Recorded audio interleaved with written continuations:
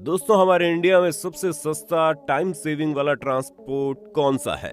जाहिर सी बात, आप सबका जवाब अलग अलग होगा, लेकिन आपको जानकर हैरानी होगी कि हमारे देश के ज्यादातर लोग अब भी कहीं आने जाने के लिए सबसे पहला ऑप्शन ट्रेन को ही चुनते हैं। आप में से लगभग सभी लोगों ने कभी न कभी तो ट्रेन में सफर किया होगा, लेकिन आप में से बहुत कम लोग ये बात जानते हैं कि इंडियन रेलवे को दुनिया के सबसे बड़े रेलवे नेटवर्क में से एक माना जाता है। आपको जानकर हैरानी होगी कि करीब 2.5 करोड़ लोग रोज इंडियन रेलवे का यूज करते हैं। 177 साल पुराना भारतीय रेलवे आज भी सबसे सस्ता और पसंदीदा ट्रांसपोर्टेशन का जरिया है। दोस्तों, क्या आपको पता है इंडियन रेलवे एशिया में किस रैंक पर है? जरा दिमाग लगाइए। नहीं पता तो हम बताते हैं, सबसे पहले नंबर पर। जी हाँ दोस्तों, इंडियन रेलवे एशिया में फर्स्ट पोजीशन और वर्ल्ड में सेकंड पोजीशन पर है।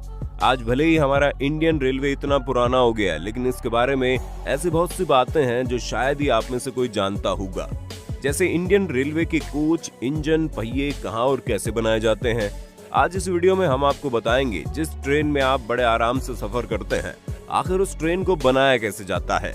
इसलिए वीडियो के एंड तक बने रहिए, क्योंकि आज आपको वो जानने के लिए मिलने वाला है जो शायद ही आपको किसी और यूट्यूब पर मिलेगा। तो चलिए बिना किसी देरी के वीडियो शुरू करते हैं। दोस्तों, सबसे पहले शुरुआत करते हैं ट्रेन के पहिए से। जब आप बच्चे होंगे या फिर अब भी जब आपने कभी ट्रेन से सफर किया होगा, तो कभी ना कभी आपके दिमाग में ये बात जरूर आई होगी कि आखिर इतना मजबूत पहिए बनते कैसे हैं। ऐसी कौन सी टेक्नोलॉजी यूज की जाती है जो इतने सारे लोगों का वजन उठा लेता है। तो चलिए आज हम आपको इस बात का जवाब दे ही देते हैं। पहिए बनाने की शुरुआत होती है एक रोड से। इन रोड्स को एक ब्लेड की मदद से छोटे छोटे टुकड़ों में काटा जाता है। जब ये रोड सही तरह से और शेप में कट जाती है तो इन्हें मैग्नेट की मदद से मूव कराते हैं। मूव कराकर इन रोड्स को इंडक्शन में रखा जाता है। आपकी जानकारी के लिए बता दें, ये इंडक्शन काफी ज्यादा मजबूत होते हैं। इसकी मजबूती का अंदाजा आप इसी बात से लगा लीजिए कि ये मात्र 15 मिनट के अंदर रोड को लाल कर देते हैं। जब ये रोड लाल हो जाते हैं तो इन्हें कन्वेयर की मदद से एक जगह से दूसरी जगह भेजा जाता है। ये मशीन इन रोड्स को एक कंडक्शन मशीन से उठाकर दूसरे कंडक्शन मशीन में डालती है। दूसरा कंडक्शन मशीन इन रोड्स को बहुत ज्यादा गर्म कर देता है ताकि आराम से उन्हें शेप दी जा सके। जब रोड पूरा गर्म हो जाता है तो उसे निकाल कर दूसरे मशीन पर रख दिया जाता है। जिस मशीन पर इस रोड को रखा जाता है उसमें 2 आर्म बने होते हैं जो इस गर्म रोड को सही जगह पर लाते हैं। जैसे रोड सही जगह पर पहुंचता है, एक भारी भरकम प्रेस इस लोहे को प्रेस करता है। मात्र 2 बार प्रेस करने से ये रोड पहिए का आकार लेने लगता है। प्रेस करने के बाद उसे बाहर निकाला जाता है, जिसके बाद क्लो मशीन की मदद से उसे दूसरे मशीन के पास ले जाते हैं। दोस्तों, आपको आगे के प्रोसेस के बारे में बताएं उससे पहले आपसे पूछना चाहेंगे, आपको क्या लगता है ट्रेन के पहिए का वजन क्या होगा? दोस्तों, बता दें ट्रेन के एक पहिए का वजन करीब 500 से 600 किलो होता है। खैर, क्लो मशीन की मदद से इसे रोलर मशीन के पास लाते हैं जो इस पर रोलर प्रेस करती है ताकि इससे पहिए पर ऐसा शेप बन जाए जो पटरी पर अटक जाए और ट्रेन अच्छे से चल पाए। जितने भी प्रोसेस अभी तक हमने आपको बताए दोस्तों, इन सभी प्रोसेस को कंप्यूटर के द्वारा निगरानी में रखा जाता है। जैसे ही लोहे के टुकड़े पहिए की शेप में आते हैं, वैसे ही उसे दूसरे रोलिंग प्रेस मशीन पर रख दिया जाता है। होता यह है कि रोलिंग मशीन उस पहिए के बीच के हिस्से को काट देता है ताकि यहाँ एक्सेल लगाया जा सके। जैसे ही मशीन के द्वारा ये काम पूरा होता है, वैसे ही मशीन में पानी भर जाता है।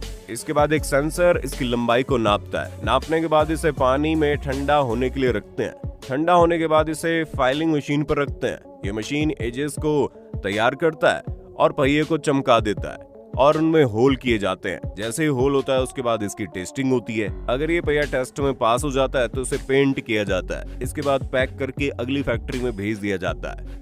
ये तो हुई दोस्तों पहिए की बात। अब बात करते हैं जिस पर ट्रेन चलती है। जी हाँ, बिल्कुल सही समझे, पटरियों की। पुराने जमाने में पटरियां लोहे की बनाई जाती थी, जिसकी वजह से सरकार को खर्चा बहुत आता था। अब लोहे से बनी पटरियों में दिक्कत ये आती थी कि या तो ये जल्दी टूट जाती थी या फिर ट्रेन के बार बार आवाजाही से इसका साइज ऑटोमेटिकली कम हो जाता था। जिसके बाद पटरियों को स्टील से बनाने लगे। सबसे पहले इस स्टील को स्क्रैप को उठाकर एक कंटेनर में डाला जाता है। फिर ये ट्रक की मदद से दूसरे किसी वेयर हाउस में जाता है। वहां पर इस स्क्रैप को करीब 1600 डिग्री सेल्सियस पर पिघलाया जाता है। जब ये लावा बन जाता है तो इस लावा को एक कंटेनर में डालते हैं, जिसके बाद इसे एक सांचे में डाला जाता है। फिर एक टॉर्च की मदद से इन्हें 3.5 मीटर में काट देते हैं। इसके बाद क्रेन की मदद से इसे फर्नेस में डाला जाता है, जहां पर इन्हें एक बार फिर 500 डिग्री पर गर्म करते हैं। गर्म करने के बाद इन्हें कन्वेयर की मदद से रोलर स्टिक में डालते हैं। अब जैसे ही रोलर स्टिक में पहुंचता है वैसे ही वो लंबा होने लगता है। ये इसके नीचे से करीब 3 से 4 बार गुजरता है, जिसके बाद वो पहले के साइज के करीब 4 गुना ज्यादा लंबा हो जाता है। इसके बाद ब्लेड इन्हें फिर से 4 हिस्सों में काट देता है, जिसके बाद इन्हें गर्म होने के लिए फर्नेस में डालते हैं। इन सब के बाद इसे दूसरे मशीन में डाला जाता है, जहां पर इसे पटरी का आकार देते हैं और ऐसे बनकर तैयार होती है पटरियां। दोस्तों, आपको आगे डिब्बे के बारे में बताएं, लेकिन उससे पहले आपसे फिर से क्वेश्चन पूछना चाहेंगे कि आपको पता है इन पर जंग क्यों नहीं लगती? तो दोस्तों, ऐसा इसलिए होता है क्योंकि पटरियों को बनाने के लिए एक खास किस्म की स्टील का यूज होता है। चूंकि स्टील में मैग्नॉय को मिलाकर ट्रेन की पटरियों को तैयार करते हैं। स्टील और मैग्नॉय के मिक्स को मैग्नीज स्टील कहा जाता है। इसमें 12% मैग्नीज और 1% कार्बन मिले होते हैं। माना जाता है स्टील में मौजूद मिक्सचर की वजह से पटरियों का जो ऑक्सीडेशन रफ्तार होता है काफी धीमा हो जाता है। इसकी वजह से पटरियों में जंग नहीं लगती और ये सालों साल चलती है। दोस्तों, इतने रिसर्च के साथ हम आपके सामने आए हैं, इसके लिए 1 लाइक तो बनता है। फटाफट से वीडियो को लाइक कर दो। अब आते हैं दोस्तों डिब्बे पर। ट्रेन के डिब्बों को बनाने के लिए बड़े बड़े स्टील के शीट्स को आपस में जोड़ा जाता है और ये काम होता है वर्कर्स द्वारा। डिब्बे के हर साइड को अलग अलग बनाते हैं। जब डिब्बे के सारे साइड बन जाते हैं तो इन्हें एक साथ लाया जाता है और इन्हें जोड़कर डिब्बे का शेप दिया जाता है। शेप देने के बाद इसे पेंट करने के लिए भेजा जाता है और दूसरी तरफ इंजन को तैयार किया जाता है। इसके लिए वो एक लंबे से प्लेटफॉर्म को लेते हैं, जिसके ऊपर स्प्रिंग लगे हुए होते हैं। उस पर सबसे पहले बनाए हुए पहियों को लगाया जाता है। वैसे तो हर ट्रेन का अलग अलग होता है, पर स्क्रीन पर जो आप ट्रेन देख रहे हैं उस पर 3 पहियों का जोड़ा लगता है। इसके बाद इसे स्क्रू के जरिए पैक कर दिया जाता है। इन्हें सारे सिस्टम में एयर ब्रेक लगा दी जाते हैं। इन्हीं एयर ब्रेक के जरिए ट्रेन सही प्लेटफॉर्म पर रुकती है। जैसे पेंटिंग कंप्लीट होती है वैसे इसे सिस्टम पर रख दिया जाता है। इसके बाद शुरू होती है इस ट्रेन की इंटीरियर डिजाइनिंग। इन सब के बाद अच्छे से फर्निशिंग की जाती है, जैसे सीट्स, फ्लोरिंग, पैनलिंग, होल्डिंग बार, पानी की सुविधा और इलेक्ट्रिसिटी। ये सारे काम वर्कर्स द्वारा किए जाते हैं। और अब नए जमाने में आपने कई ट्रेन पर पेंट डिजाइन देखा होगा। इसे करने के बाद ट्रेन कहीं भी जाने के लिए फुल टू तैयार हो जाती है। अब इन सब को जानने के बाद आपके दिमाग में ये बात तो पक्का आ रही होगी कि आखिर ये फैक्ट्रीज है कौन सी। सबसे पहले और फेमस है भेल। भारत सरकार द्वारा स्वामित्व और स्थापित भारत हैवी इलेक्ट्रिकल्स लिमिटेड ये इंजीनियरिंग क्षेत्र की सबसे बड़ी कंपनी है। 1964 में स्थापित भेल भारत का सबसे बड़ा बिजली संयंत्र उपकरण निर्माता भी है। इस कंपनी ने भारतीय रेलवे को हजारों इलेक्ट्रिक इंजनों, DE locomotives, electric multiple unit track दिए हैं। दूसरा है आधुनिक कोच फैक्ट्री रायबरेली। आधुनिक कोच फैक्ट्री रायबरेली उत्तर प्रदेश के रायबरेली के पास लालगंज में है।